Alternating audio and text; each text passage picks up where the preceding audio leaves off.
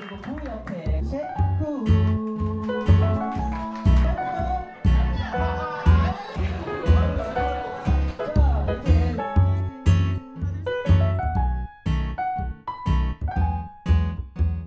자, 잘 보고 오셨나요? 드디어 제가 돌끝맘이 됐습니다. 박수!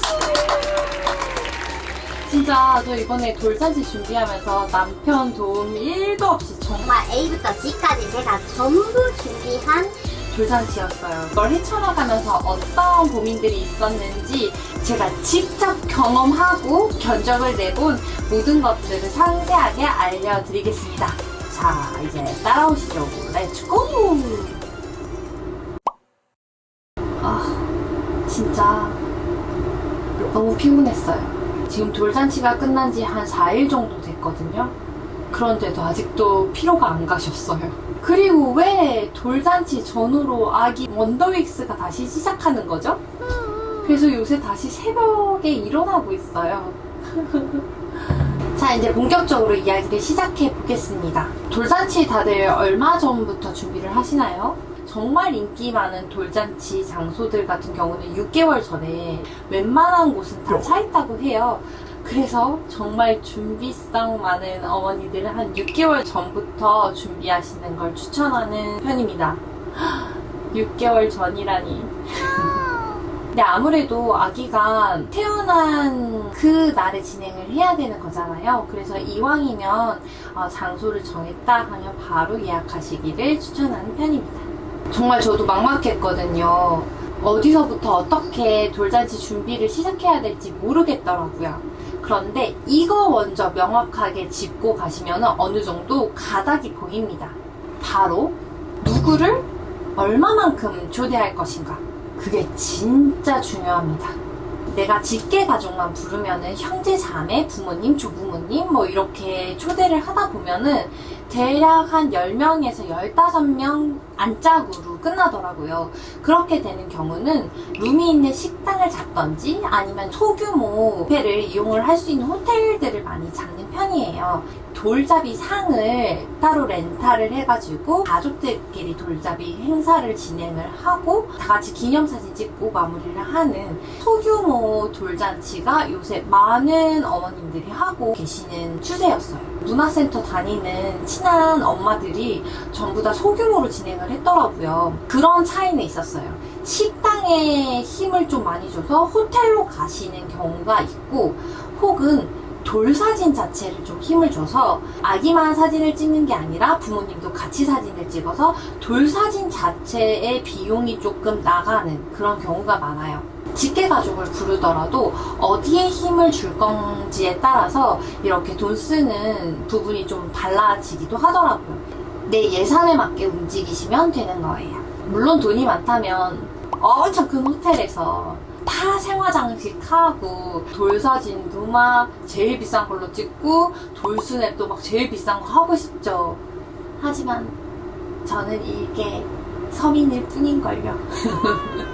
그래서 정해진 예산 안에서 내가 어디를 중요하게 생각하냐, 내가 무엇을 중요하게 생각하냐에 따라서 돈 쓰는 밸런스를 조금 조절을 하시면 될 것 같습니다.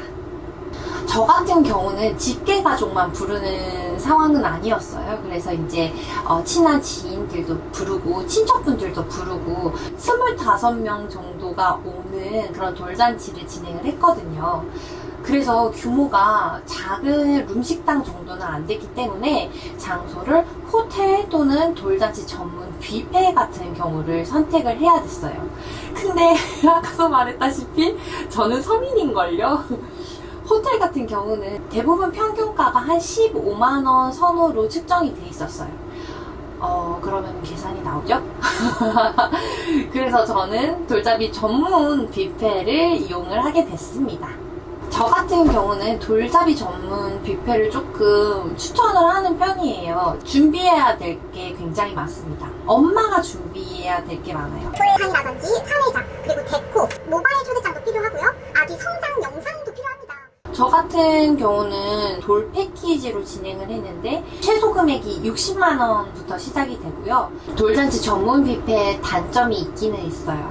본인들 협력업체를 써야 되는 경우가 있거든요. 협력업체 아닌 인터넷에서 찾으면 훨씬 더 저렴하게 이거를 꾸밀 수 있었는데 어쩔 수 없죠. 그들도 먹고 살아야 되니까. 저 같은 경우는 의상도 헤어 메이크업 같은 경우도 패키지로 진행을 하지 않았었어요. 아무래도 패키지로 진행을 하다 보면 의상이 내 마음에 들지 않는 경우가 있잖아요.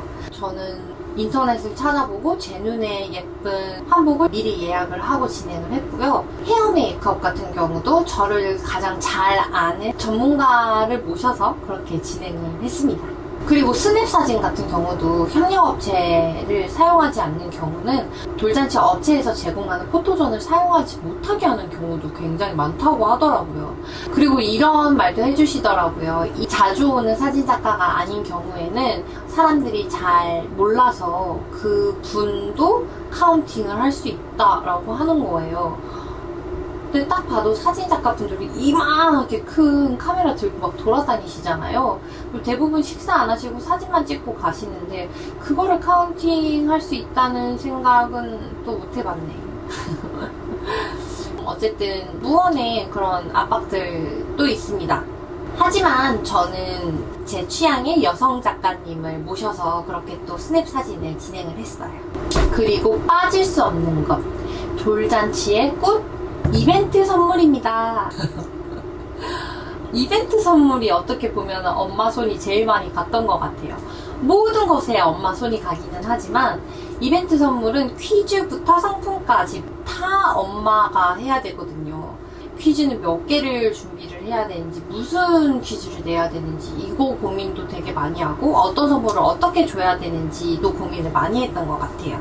대략 제 생각으로는 최소 5개에서 많으면 한 8개 정도 준비를 하고 거기서 선물이 너무 많아지면은 행사 진행 자체가 좀 늘어져서 사람들이 집중이 깨진다고 하더라고요. 저는 한 7개 정도 준비를 했어요.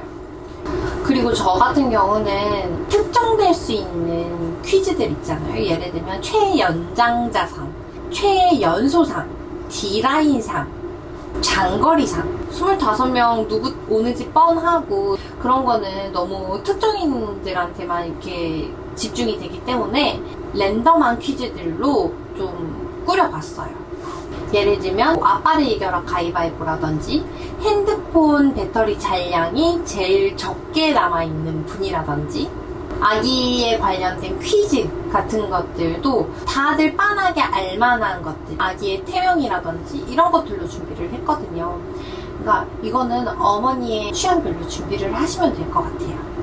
자, 어느 정도 정리가 되셨나요? 제가 이렇게 얘기를 해도 근데 너무 많은 게 지나가가지고 뭐부터 준비해야 될지 생각해야 될지 다 까먹은 것 같아 라고 하시는 분들을 위해서 엄마가 체크해야 될 리스트를 제가 만들어서 더보기란에 링크를 남겨드릴게요. 거기 들어가 보셔가지고 한번 체크를 해보시면서 나는 어떻게 돌잔치를 꾸려봐야 될지 생각해 보시면 좋겠습니다.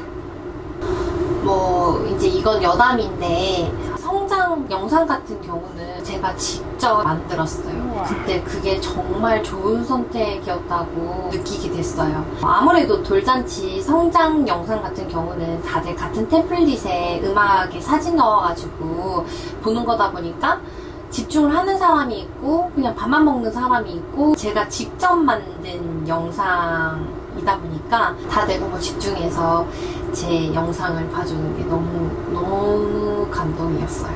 심지어 제 영상을 보고 몇몇은 울었답니다. 굉장히 뿌듯했어요. 성장 영상 같은 경우도 제가 고민을 많이 한 부분이었는데 뮤직비디오 스타일로 진행을 했을 경우는 제가 그 전문업체를 못 따라가겠는 거예요. 그렇게 할 거면 당연히 전문업체 거 쓰는 게 훨씬 더 나은 상황이었던 거죠. 그래서 아예 포맷을 다르게 가자라고 해서 아이디어를 짰어요. 지금 제가 이렇게 카메라 대고 얘기를 하는 것처럼 저희 남편이랑 저랑 인터뷰 형식으로 촬영을 했고 완성이 됐습니다. 어떻게 굉장히 개인적인 거라서 부끄럽기는 하지만 참고하시라고 여기 걸어두겠습니다. 저처럼 이렇게 뭔가 셀프로 영상 제작을 하시려는 분들을 위한 팁을 드리자면 뮤직비디오 스타일은 아무래도 템플릿이 닿다. 그래서 이왕 할 거면 아예 다른 포맷으로 가라 저 같은 경우는 인터뷰 형식으로 했지만 뭐 일기장 형식이 될 수 있고 뭐 아기 입장에서 부모를 바라봤을 때 형식이 될 수도 있고 아이디어는 무궁무진하니까 그런 쪽으로 기획을 좀 해보시면은 조금 더 풍성한 돌잔치를 만들 수 있지 않을까 합니다. 자, 오늘 제가 수다가 너무 길었는데요. 어떻게 재밌게 보셨나요? 저는 또 다음 영상으로 찾아뵙겠습니다. 제발 많이 찾아주세요. 알았죠? 구독 꼭 눌러주시고요. 저희 다음에 봐요. 안녕!